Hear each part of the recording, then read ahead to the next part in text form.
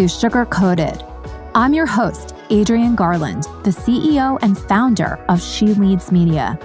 For far too long, women have been conditioned to sugarcoat their words, their actions, and the way they show up in the world, and to conform to certain cultural norms and ideals. This is inherently designed to keep those who are outside of the norm from gaining power, prestige, wealth, and influence, preventing more women from being recognized and respected as the powerful leaders that we truly are. Join me each week as we dive into raw conversations with remarkable, uncompromising, and inspirational women that will encourage you to strip away your sugarcoating and move boldly in the direction of your magnificent dreams. Hello, everybody, and welcome to Sugar Coated. It's a Friday here in New York, and I am super excited to introduce you to my guest. She is a CEO, founder, an entrepreneur, and a force of nature, really. Her name is Anngelica-Marie Omekwa Eshesimua, and I am so proud to introduce you to her today. I met her, Anngelica-Marie, when she reached out to me to provide some lovely items for our Unbreakable retreat that we're doing at the beginning of May. And when I read about her and her story and everything that she's doing with her business, I just had to invite her on the show. So welcome to Sugar Coated, Anngelica-Marie.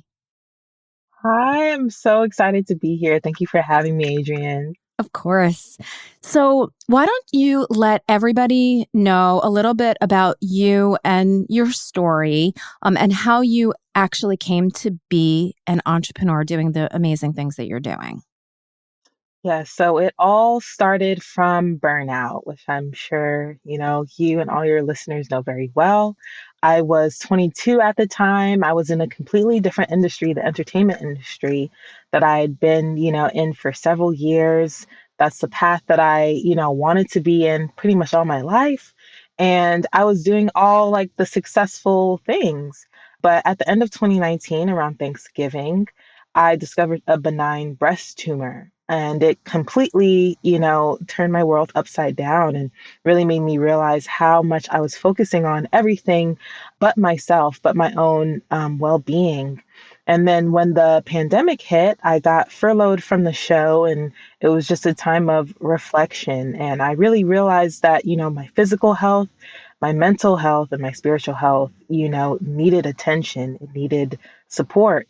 So I decided to leave the show that I was on and start Omekwa, which means nature's vessel and God sent. So it's really built upon the foundation of using herbal remedies, that have been here for centuries to support us and our well-being. And through that, I've really developed it further into Omekwa Oasis, which is a community that supports your entire wellness journey with our products and by connecting you with holistic practitioners. So that's where I am today. I love it. It's super unfortunate that you had that health scare and that health crisis. Sometimes, I think we talked about this a while ago. I think sometimes your body tells you when you're not listening to other signs or not seeing other signs around you, your body, throws you for a loop and says, slow down. And it's kind of amazing. As you were talking, I was thinking, there's that whole idea of the Great Resignation and how everybody left, not everybody, but, a lot of people left the workplace and they don't want to go back. And I think it's because you mentioned, even though we pursue something because we love it and we have passion for it, sometimes that goes awry. And I just think that so many people, it's not just the Great Resignation, but it is in a lot of ways that the Great Awakening, and the fact that you are building this community with this concept of an oasis, a rest, a vessel for rest, is such a beautiful thing. So how can people kind of find you and the community and all the different products that you're creating and everything that you're doing? How can we join up because I know that I need an antidote to burnout. Yeah, of course. So everything lives on the Omekwa website, which is just OMEKWA.com. So on there we have the Omekwa Organic Store, but then I also have and what really is the first step into the Oasis is our self-care success assessment.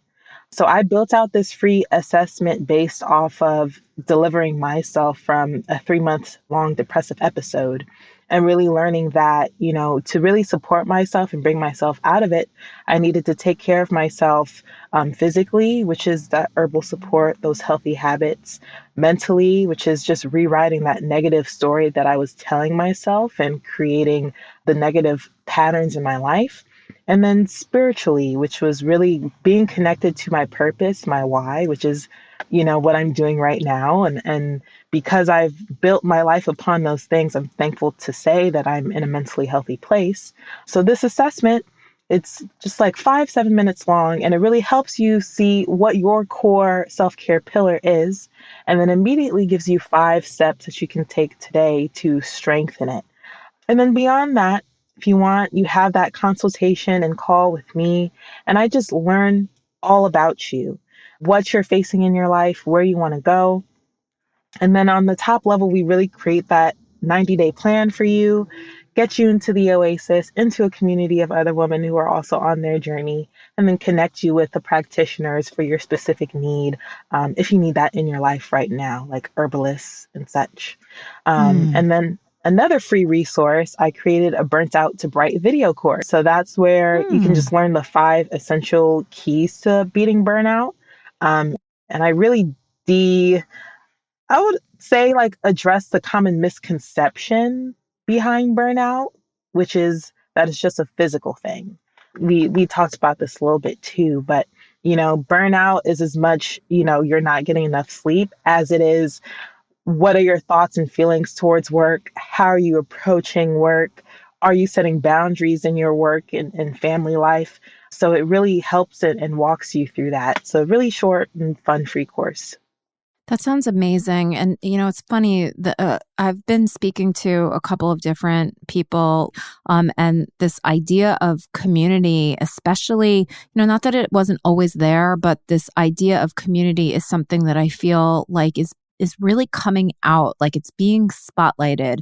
And it feels like it's the thing that we lost, even though social media was supposed to have given us this ability to connect with people, all over the world, right? There's no borders anymore. But I think that because it has that addictive quality to it, that we really lost the ability to connect on like that soul level that you can only get when you do spend time with people. I'm not saying that you have to spend time with people face to face, but even, something like this where we are in community with each other, we're talking to each other, we're not just texting. I think it's a beautiful thing that you're creating a community and that the world is almost moving back toward, establishing these communities. Yeah, I mean that's the whole idea about Oasis. It's the idea of being able to go to the elders in your community who have like the different skills and the different passions and know exactly what you need and having that communal care. Mm. I really when I was just going through my own issues, even before I experienced that depressive episode and just dealing with my own health care with the tumor and I didn't feel seen or heard through that whole medical process. And I think, when we're really thinking about the idea of health and wellness, it can be such an isolating journey to get ourselves to the place that we want to be. You're really not only trying to improve your body, but your mindset in relation to like who you are right now, where you want to be, how you're taking care of yourself. So, just utilizing community and trying to, I guess, bridge the digital and take advantage of, what digital spaces can do for us in terms of connecting us globally, but making sure that it's intimate and authentic at the Yes. same time. That's key. I think that's key. I think that that's the piece that was missing and what ended up happening with and especially so many of the younger generation that they were growing up with these devices, so they're growing up being able to connect or get or satisfy their boredom, but yet they really don't know how to truly connect. I definitely think that we need to not necessarily move away from the screens, because I don't think that that's going to happen, but have that respite, that oasis to go to. And, the friends, quite frankly, I know that, growing up, I didn't have, comparatively, like I had an amazing upbringing and everything, but nobody escapes this world, I don't think, without any type of tragedy in their lives. But one of the things that I really credit my positive attitude maybe and mental health toward is the fact that I always had a really good group of friends. We would spend hours and hours, just talking. Like we would talk on the telephone, falling asleep, watching something together, talking about our feelings, like sleepovers, just talking. And I think that, and talking about our fears and everything that we, didn't like about ourselves, or that this one said and that hurt our feelings. And I think that got me through a lot of the harder times that I had growing up. And I don't think that kids have that ability to do that because they're so goddamn overscheduled and just disconnected. One of the things that I wanted to ask you about is, you're definitely in a different generation than me. So you grew up a digital native, right? What do you think would have helped you to maybe recognize that you were headed toward like a burnout? Now that you can look back and see what happened, were there signs? Mhm. Yeah, I think the most obvious sign was that I never felt like I could be authentic in the spaces that I was in. Again, in the age that I grew up, it was so easy. It was easier to revert to digital spaces and entertainment and games as a form of, as a form of solace, as a form of entertainment and engagement instead of, actual people and actual relationships. Especially me, I moved around a lot. I went to 7 different schools before college. So I never really got to experience what it was like to have sustaining, genuine relationships and Mm-hmm. be able to fully be myself. And that really became exacerbated when I was in college and I started to be in these corporate spaces where authenticity and communion and connection is not very encouraged. And it's not Mm-mm. especially as an intern, I'm just the Yeah. intern. Oh. Everyone's a decade older than me.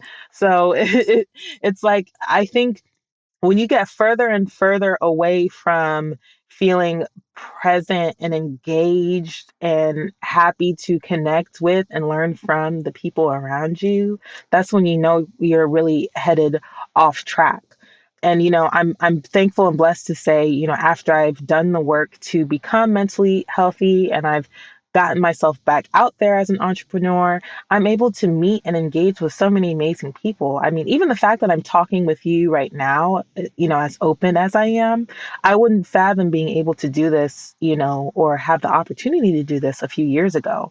And Yeah. I really think that just speaks to the power of when you're able to recognize the situation and space that you're in and recognize how disconnected you are from it, and then actively take the steps to create a life that is full of authenticity and recognition. Those experiences come into your life naturally, and it's truly a beautiful thing. Yeah. Yeah, I think about corporate and I grew up in the corporate world, and you do have to put on something different than you are in order to fit in, and it can really mess with your identity. I know that it messed with mine. It's one of the reasons that I became an entrepreneur as well. My journey to entrepreneurship really was prompted by like an incident where I realized that I just didn't fit in, and like who I was like not gonna fly in this like big bureaucratic organization, and that it was time for me to, peace out. And I felt so good at the time about, even though I felt terrible because I felt like it was a commentary on me, and that the way that I was not good. It wasn't going to lead to success almost, if I continued to be who I was not going to succeed. And that threw me for a big loop. I was so relieved to leave the corporate world. And then, entrepreneurship is hard. It is hard. Things don't just come to you. You have to really work. You have to not only just work hard, but you need to work smart and understand customer value and everything that you're delivering. And so when I found it to be a struggle to succeed as an entrepreneur, I started to tell myself the story that, hey, maybe they were right. And that really has, that messed with me as well. And I do a lot of just self-reflection and work in order to sort of get over that. But it was almost like a trauma that is very difficult. And my whole point is that I just think that it's so unfortunate the way that the corporate structure and then even people within that structure uphold these crazy rules that don't honor people as human beings. I hope that the companies that we are both and other women and other, progressive people are creating get rid of that ethos. Yeah, I mean, when we even talk about like the structure and again like the ethos that is placed upon us and affects how we think and operate and work, I realized, after listening to, and I've listened to dozens of self-help and development books, and that's one of the things that keeps me truly going and keeps me alive. But one of the books by Napoleon Hill called The Law of Success, he also did Think and Grow Rich. Again, Mm-hmm. he outlined the 6 universal fears, and I realized 3 of them are directly connected to burnout. And I think also connected to just how a lot of corporate workplaces operate. And he said, it's the fear of poverty, the fear of criticism, and the fear of the loss of someone's love. Mm. So I think a lot of the times, in corporate workplaces or these environments, humans tend to project their own fears onto others, onto, seeing that you were fearless in the fact that you were able to represent yourself in a way that was authentic to you, that subconsciously may have told them like, oh, I have to act a certain way and she's not acting that way. Why isn't she acting that way too? Yeah. Why isn't she fearing that criticism too? So I think a lot of the times, a lot of this fear-based action and this fear-based situations that we are kind of put through as humans, we really have to work through deprogramming that and recognizing that and not letting that, how you said you've done the work to get over telling yourself that story, that fear-based story that was placed upon you by other people, in a traumatic way. And I've definitely felt that too. I think when we learn to, again, like recognize that and recognize that it is not a part of who we are and it's just an experience and energy and story that has been placed upon us, it really empowers us to do the work to write an empowering story, to write a story that is resilient and learns from the failures, that learns from the struggles and goes forth from that. Yeah. I really like that perspective too, because it sort of places the ownership and the control back into your own hands so that you can evaluate a situation and say, I have a choice of how I'm going to react to this. And I think when you're in a state of burnout or, your mind is just spinning, it's hard to get that perspective sometimes. And I do think that that's why sometimes we get like a physical ailment that slows us down. Like even right now, as we're talking over the last, I think it's been about a week and a half now, I've had a terrible jaw pain. And it's, I know that I'm trying to be told something. It's probably stop talking. There's something that's, there's a lot of tension. I do have a lot of things that are coming up in just like my business and having to juggle a whole bunch of things. And I think the stress of all of that and the recognition that I was the one that made all of those choices to stack my plate in that way, I think it's telling me that I shouldn't do things like that. I tend to say yes a lot because I'm a people pleaser and I'm trying to work on that, but it's something that I need to put boundaries into place. And this jaw pain, one of the things that I'm trying to do with it, which I hope is sort of like the right thing, is instead of just trying to mask the pain and figure out physically, why does my jaw hurt? It's more like spiritually, why does your jaw hurt, Adrienne? Yeah. And I mean, you've done I think the most important step, which is the recognition and making the active choice to not ignore it and not mask it, because we're really trained to just, hey, just pop an Advil, keep going, pop an Advil, keep going. But it's really the opportunity for you to, and I've definitely, because I get a lot of neck pain too. My back gets full of knots. Anytime I get a massage, the Yes. masseuse is like, are you okay? Are you okay? There's so many knots. Yeah, I think, it's just an opportunity to not be harsh with yourself that you put so much on your plate, and just recognize, where you can set those boundaries and know that boundaries are empowering you and empowering the people who are coming into your life and asking you for things. Because instead of, providing them, with a fraction of what you can provide, it's saying like, hey, I can't give you what you deserve right now because I deserve this time. But, when Yeah. I do, or I know someone who can provide what you need for you, it's truly a win-win situation. Yeah. So let me ask you, I sort of understand why you wouldn't want to go back into a corporate job after, you took care of yourself and everything. But it's not like entrepreneurship is, the easier path or easier road.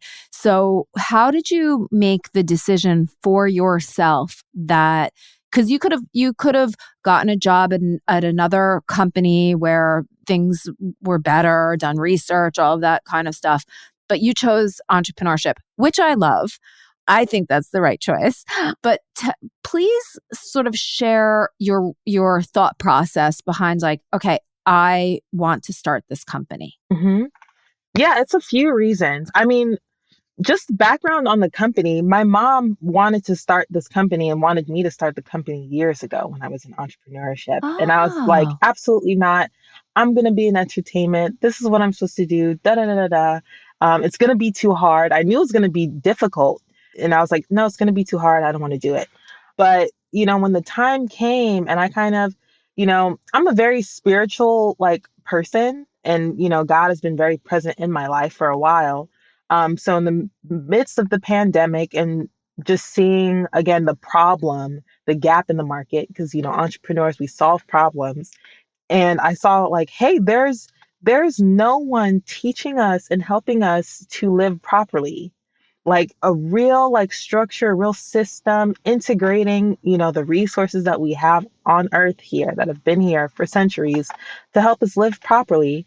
And one day I was just sitting alone in my apartment in April, middle of the pandemic, and I had that voice, that realization, like, oh, you need to start Omekwa. It's time to do Omekwa. Hmm. I was taken aback because I was like, I'm supposed to be like, I've been in the entertainment industry. This has been my path for several years. But I took that jump and I was confident taking that jump because I knew deep down it was what I was supposed to do. I knew that no one was Hmm. doing what I was doing. I was naive. I jumped into it because I was naive. Naturally, there needs to be some naivete to make that jump Yes. into complete, no support oblivion. But and I had my mother's support. My mother Mm. she was ecstatic when I said I'm going to do this because she wanted me to do it for years. My middle name is Omekwa. Um, Yeah. It's your destiny. it truly is. And after gone through, the first year of just hard knocks, like truly just, every failure, the financial strain, everything. I am just so aware of this is what I'm supposed to do. Again, I'm able to be authentic. I'm able to meet so many interesting people and have like such a dynamic work environment. Yes, it's Yeah. difficult.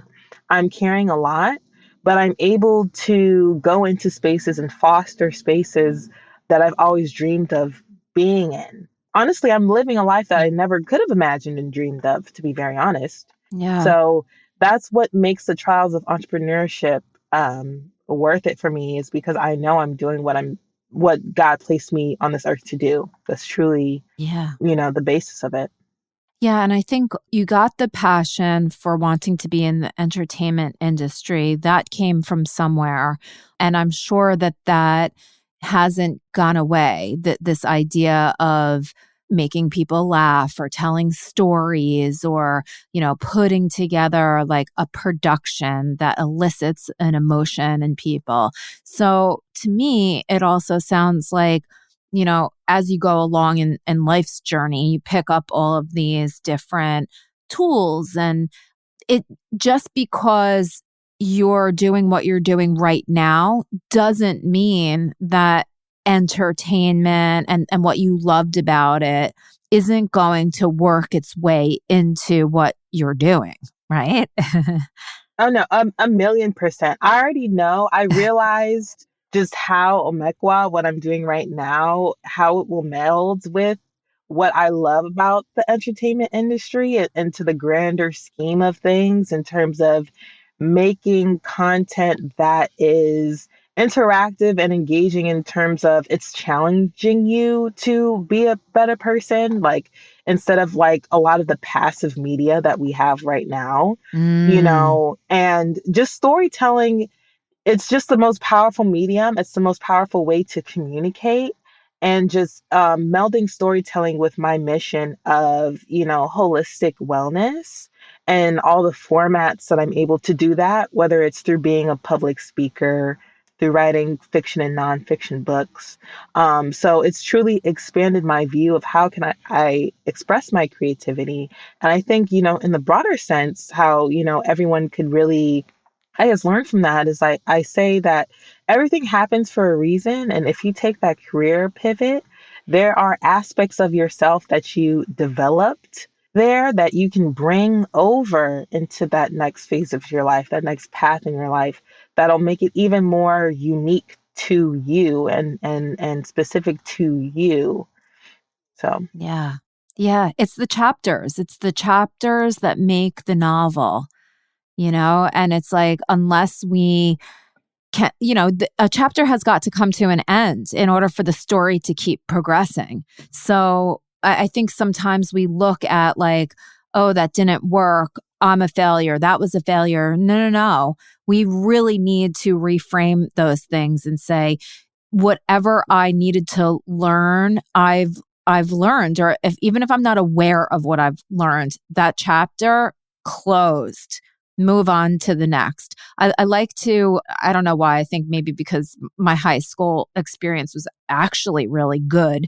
I always say, like, for me, and I know so many people it wasn't good for, but I always say high school was great, but it's time to graduate. It's time to move on. You can't stay in high school forever, and nor would you want to, because you would never experience tragedy and beauty and all the things that make us human if you just stayed in high school. So I think we have to adopt that same type of perspective and mentality as we move through our careers. And especially today, in the past, when I started working, there were people that were at companies for 25, 30, 35 years. And that is just not the way that it works at all anymore. So it's almost easier to sort of like move in and out, kind of pick up this along the way. This is something else that goes into the backpack of the journey of your own personal career story and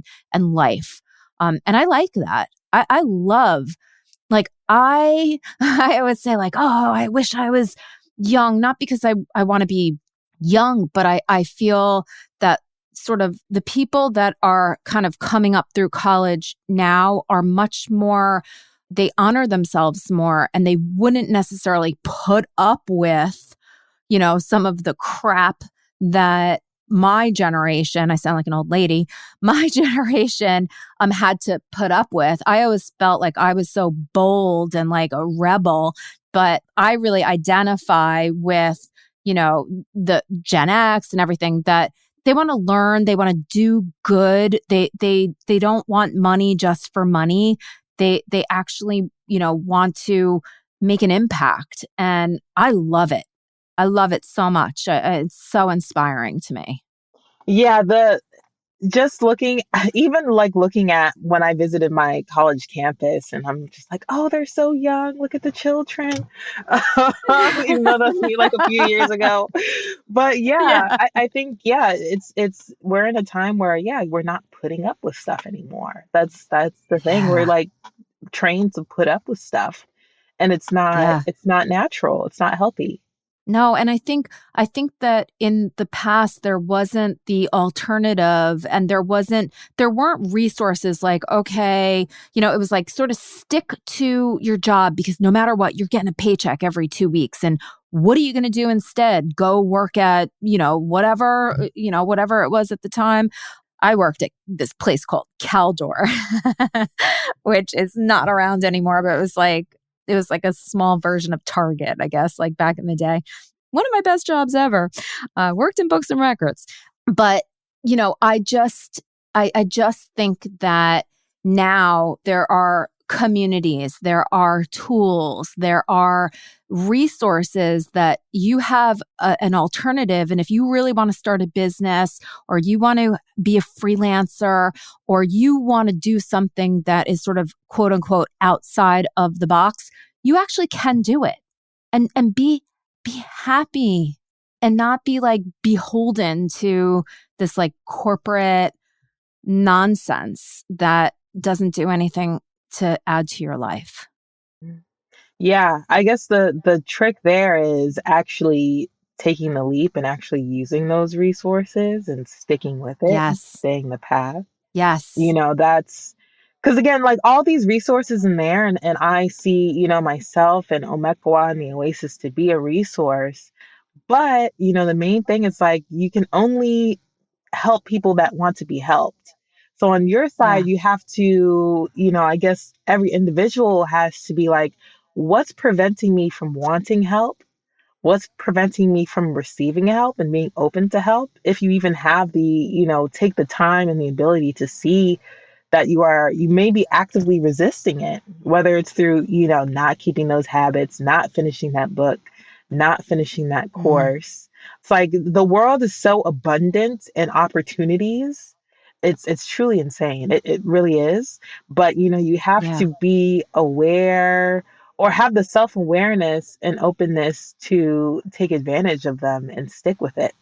Yeah. It's almost like the Malcolm Gladwell book, The Paradox of Choice, right? It's like you feel so much less satisfied when there's like a multitude of choices because you if you choose this one thing, there's 10 other things that you could have chosen. But when you only have a choice between, two things, you feel so much better about your choice because there's not a lot of alternatives. And it's almost like that's how the world is. There's a myriad of choices. And so I think people don't end up finishing things because they're like, oh, well, something else will come along or there's a million other things out there. I just think it's a commentary on our time. You really do have everything that you possibly could want at your fingertips, literally. Yeah. Yeah. And I think Yeah. just to make the choice simpler, it's really, am I going to choose to be an active participant in my life or am I going to choose Yeah. not to be? That's truly like, Powerful yeah, questions. Yeah. that's the choice you have to make like actually every single day. It's Yeah. a daily choice with every like, relationship you decide to engage in, with every time you open a social media app. Am I going to be an active participant in my life or not? Yeah. That I love that question so much because it is very easy to fall into, no, I'm just going to go along and sort of see what happens. And we know where that leads, Nowheresville. Yeah. That's the bus straight to Nowheresville. Yeah. And I hate when people make that choice, but it's like, you can't do anything about that because like only, that person can make that choice, Yeah. So it's like, I'm here and I think you're here too to remind people to keep making the choice to be active participants. I think that's where we have the most functionality.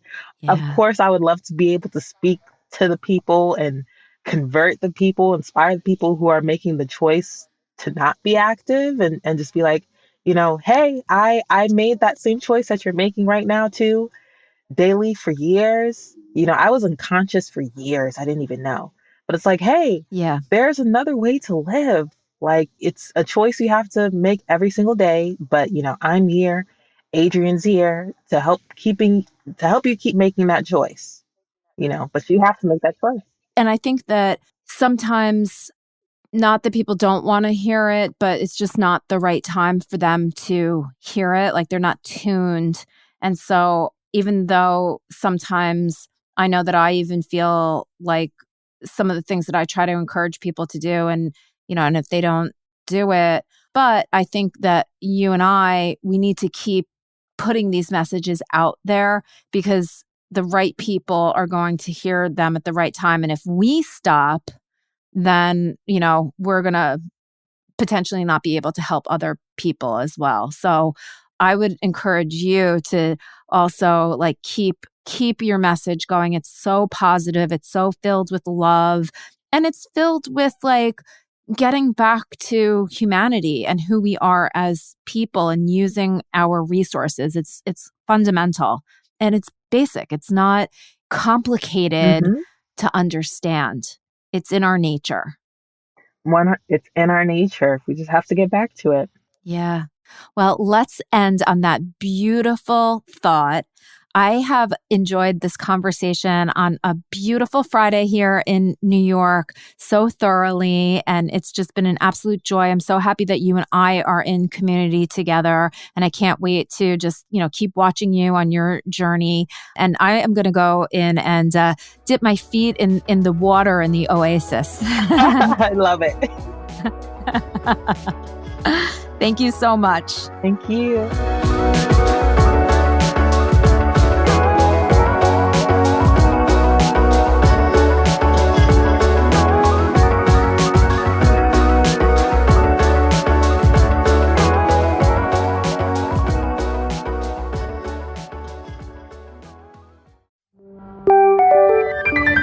This is the She Leads Podcast Network.